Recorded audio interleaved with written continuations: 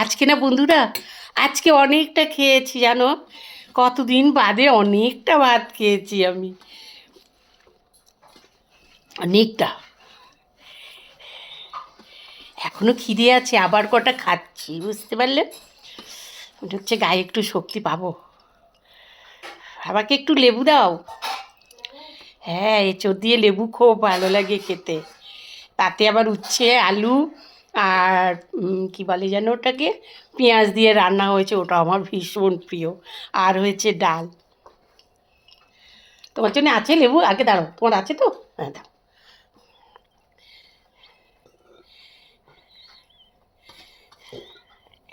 এঁচোড় দিয়ে লেবু খেতে খুব ভালো লাগে।